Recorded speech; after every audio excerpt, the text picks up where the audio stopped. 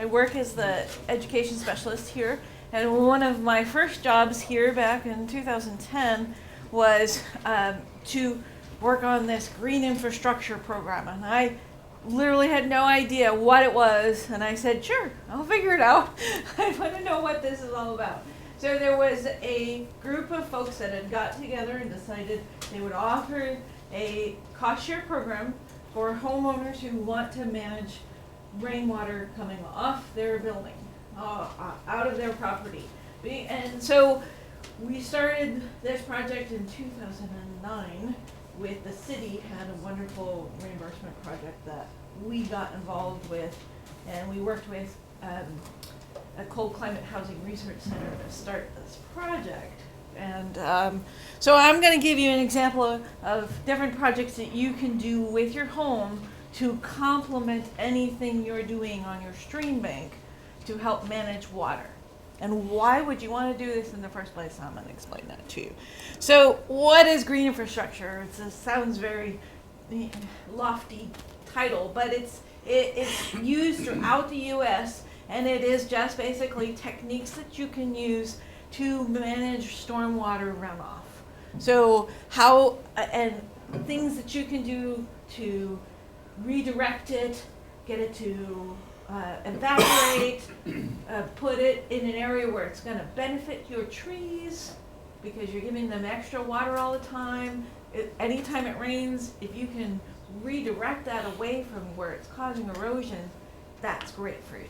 So it can really be done in a very inexpensive ways that are extremely effective. So stormwater runoff is anytime it's either melting or a heavy rainstorm like we had last night, you're going to get massive amounts of water either pouring through your gutters or off your roof. And you can look around your house and see where those spots are, where you get holes and the water is hitting it constantly. It's the same as on the stream bank. It's going to be pulling that material away all the time. And sometimes that can cause real big problems, especially with your driveway, or even just, especially if you have a sloped yard, it can cause some serious damage. So when we get big runoff events, you can start seeing that both on the river and on your property. Now, they have this wonderful concept of, when water runs off, it goes down into the drains and out into the river. And what happens if you have a situation like this is all the particulates from your house end up right in the river. If your car has a leak or anything you're using on your lawn, that all ends up in the river. And this is your typical downtown house. But as we all know, Fairbanks doesn't have typical house situation. We have a lot of houses without water. We have houses that are directly on the river. We have houses built on the hillside. All around us, and you do end up with, and then we have some interesting construction because of our ingenuity and lots of different ways people build houses, and oftentimes they just don't think through what's going to happen when it's raining, and then all of a sudden you get a big issue with erosion, and you go, wow, it's the structure of my house that's causing this because of where it's directing the water.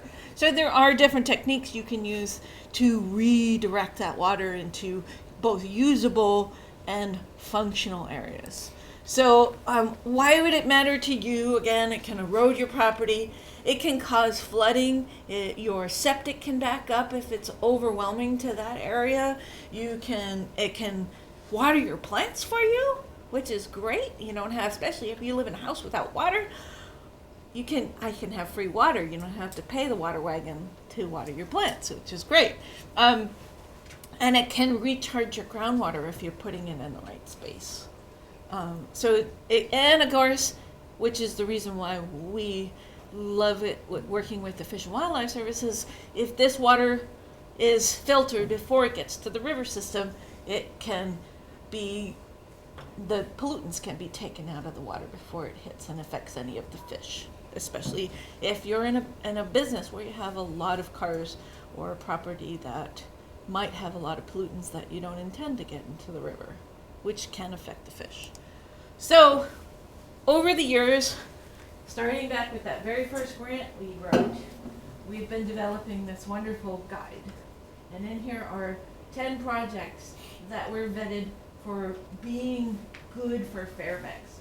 Not all green infrastructure projects that you might find around the country work in Fairbanks. But these are 10 that had been researched, and we've been trying different ones throughout this area to see how they work. And I'm going to go through a few of them with you. There are some that I'm not going to cover that are in the book. But please take one before you go. You're welcome to it. It gives you lots of ideas. So the first thing anybody thinks about when you're talking about green infrastructure is, I ought to put a rain barrel on my house and collect all that water. And I can use it for my plants, which is great. But a rain barrel by itself isn't the solution to your water runoff issues. But rain barrels can be very effective. They fill up fast. So if you have more than one, that's even better. So a rain barrel you should be positioned right under either a gutter or a downspout so that it goes right into the barrel. You need to have a blow-off part to the rain barrel for it to be effective, because you don't want, if it overflows and you have it right next to your foundation, that can be a big problem. So you want to have the rain barrel up on something to keep it from sitting on the ground, and you want to have a spout where you can get the water out and an area where it can run off at the top. Those are the features that are really important in the shape of the rain barrel doesn't matter. What you use for a rain barrel doesn't matter, as long as it's something that hasn't been used for chemicals beforehand. So they are a low-cost, effective tool for managing water runoff. And why would you want one? You can use it for your plants.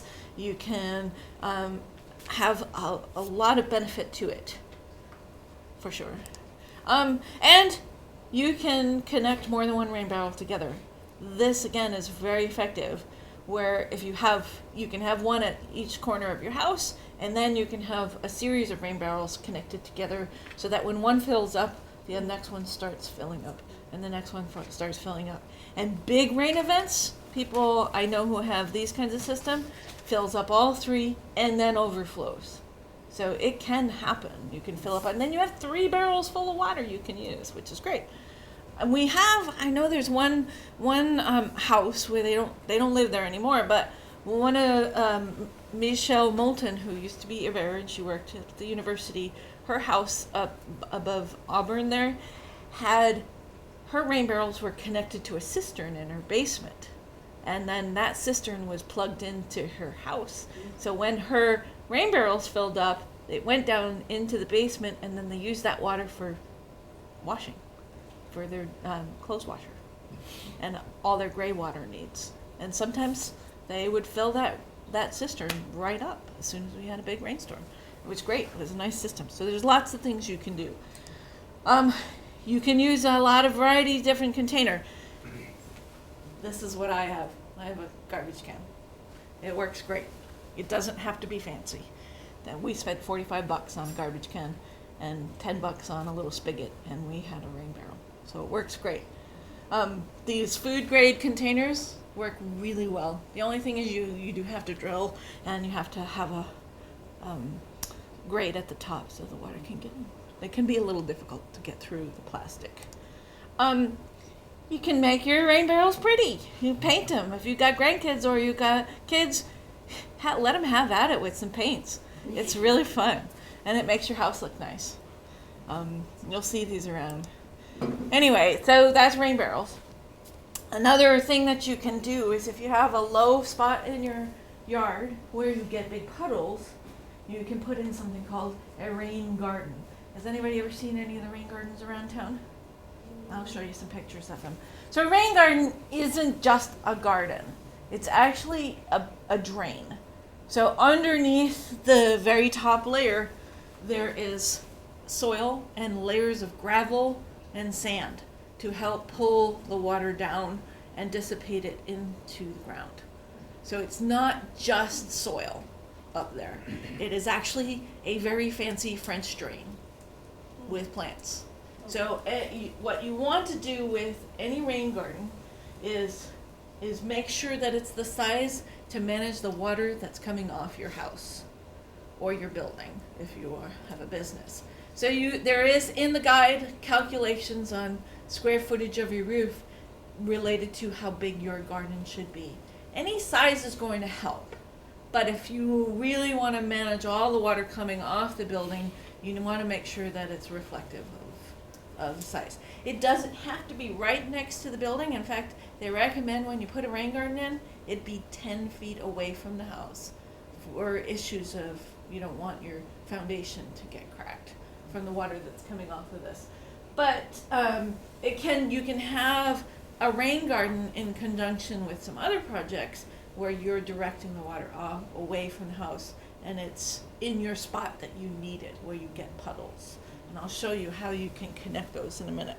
So the rain garden is landscaped depending on where your water is pooling. So it doesn't have to be a circular garden. This is one down in Anchorage that they were having big puddles right along the side of the road, so they made it their rain garden match where the puddles were. And one of the things that's really important in the rain garden is that it not be flat with the surface.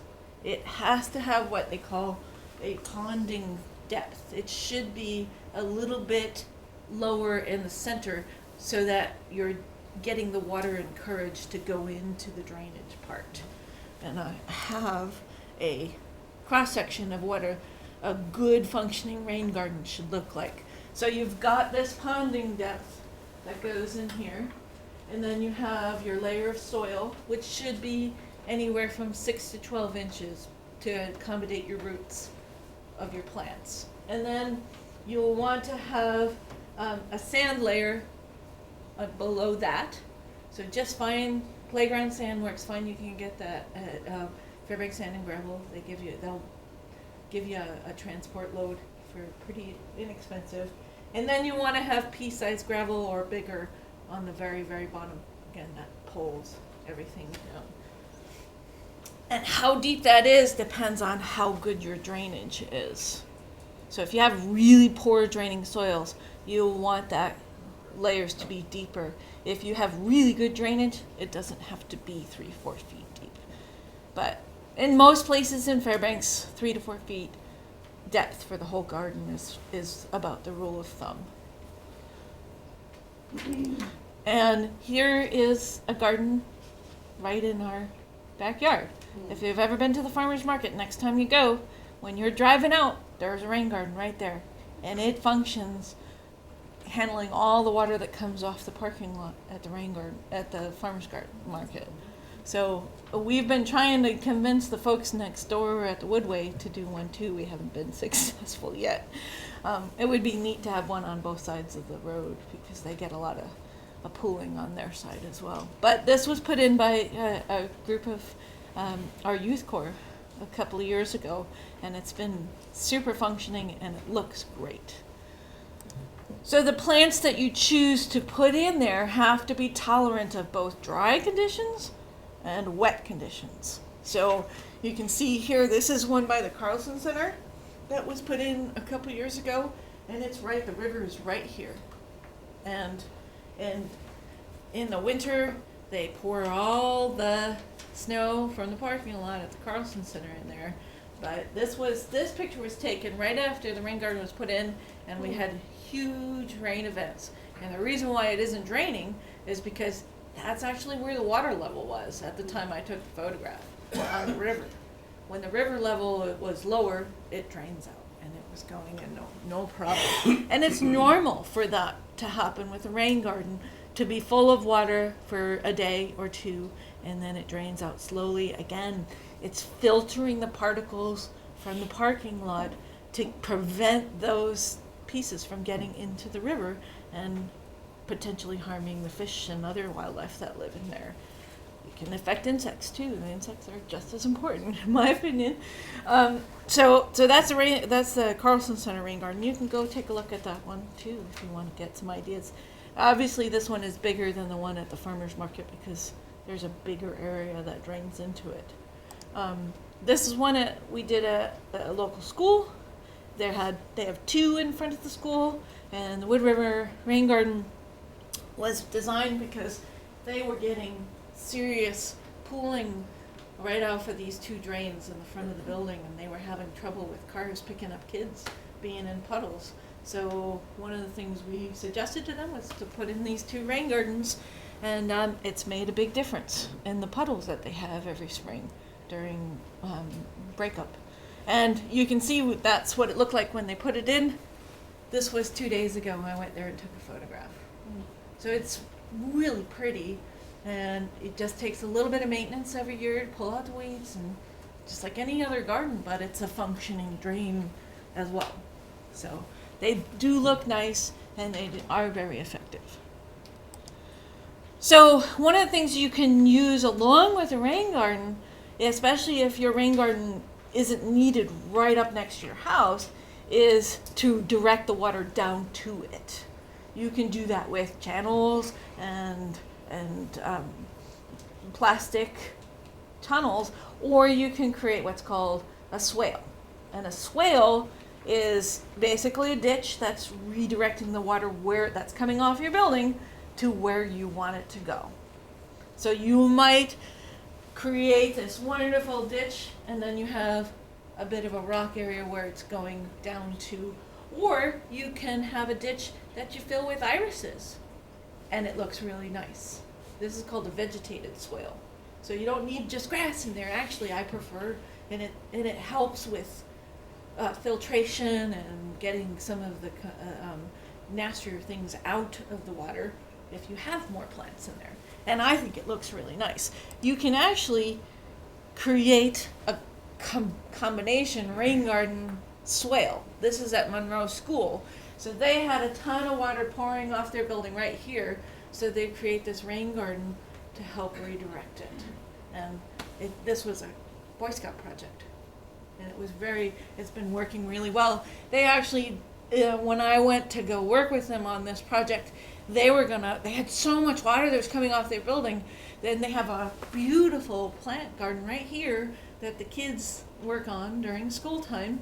And there's a great kindergarten teacher, that's her project. So they put a big rain barrel right here, and they collect some of the water, and then the runoff goes through this trench.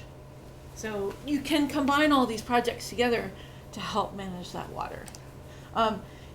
There's another idea. This is a swale. This is a vegetated swale, and it looks very inviting. It's very pretty, and so it doesn't have to be an eyesore for sure. It can look. This is a multi-use project. You know, you're redirecting water, and you have a beautiful yard at the same time. So, another option is if you have a patio or an area where it's non-permeable, you've got everything is like if it's full asphalt or really, really tight blocks, you may want to replace it with something called permeable pavers. And the way it's set up is similar to the rain garden in that you have your pavers on top, but underneath it, they're not just sitting on the ground, they're sitting on gravel to help drain the water. And you leave the space in between the paving stones a little bit wider than normal, and that allows the water to drain through there. So there's different techniques you can use for this. We've had a couple projects in around town. This is the most recent one. This is at the Big I. It looks really nice, but this is permeable pavers.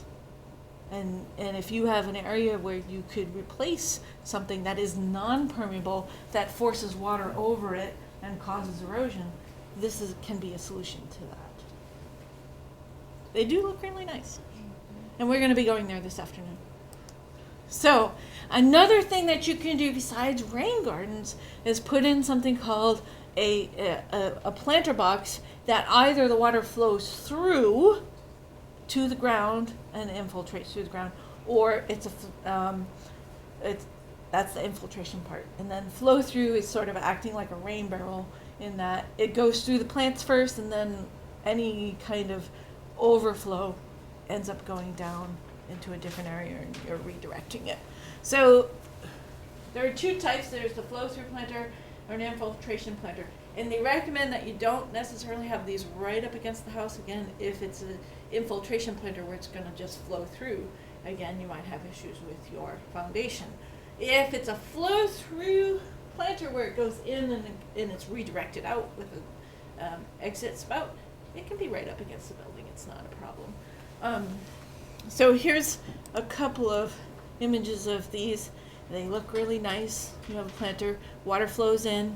You got plants in there that can tolerate wet and dry conditions, and then you can use it. You can turn on the spout if you know it's filling up, and redirect it with just a garden hose. It can go somewhere else. This is one that was built in North Pole, where during the second year of our green infrastructure program, this guy went to the hardwood place out on Old Steeves by the post office, bought all these fancy woods, created this beautiful planter because he had tons of water that were coming off his roof. So he collected it here. It started in this box, and then it flowed down through the second box, and then he had a pipe underneath his porch that went into his other gardens down below. And this is so it drained down into this pipe, and then it flowed through both planters and down. So this is a flow-through planter, and they can look really nice. Here's a couple of other versions of it. This is one that was at the Big Eye for a while. Again, it's hooked right up to the drain pipe, and this was just a demonstration to show you can have in here a perforated pipe so that the water can go up to the roots of the plants you put in there, and then you have a overflow pipe that brings it out into a different direction. Okay, so another thing that you can do, which is similar to rain garden, except there's no plants involved, is just build something called a dry well. Has anybody ever heard of a dry well? So this is just an area where the water goes, it can fill up and dissipate slowly through layers of gravel, again, filtering the water. So that can be a very fancy one.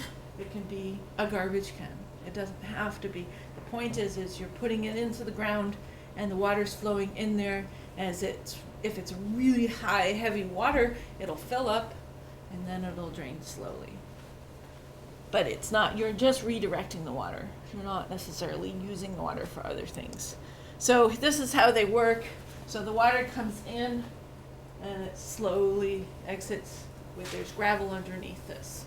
And you can build it with just crushed stone, or you can have plastic in there to keep everything contained, which is kind of nice.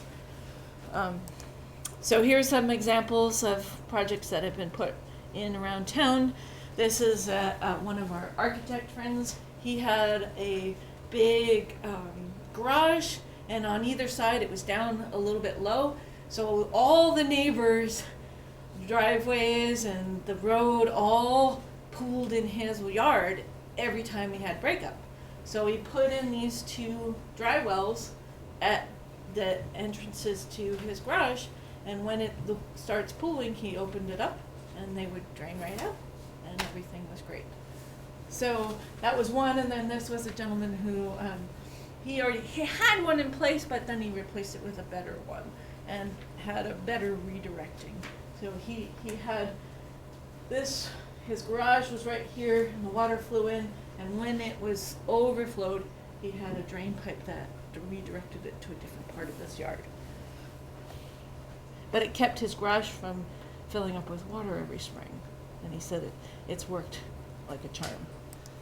So those are a few of the projects that are in that book, and there is a wonderful group in town that is dedicated to seeing green infrastructure projects happen all around town. And one of the things that we did was develop, you've probably all seen the yellow map that people give to tourists all the time. Well, they developed a green map, which is a map to all the green infrastructure projects that exist in Fairbanks right now, at least at the time that the map was created. There's some new ones now, but there's lots of information about green infrastructure, and you can go visit these projects on your own. If it says on there, call the homeowner before you go visit, you should call the homeowner because they appreciate that. So if you want to take this and go take a look on your own, that's what that's for. So thanks for listening. Now I guess we're gonna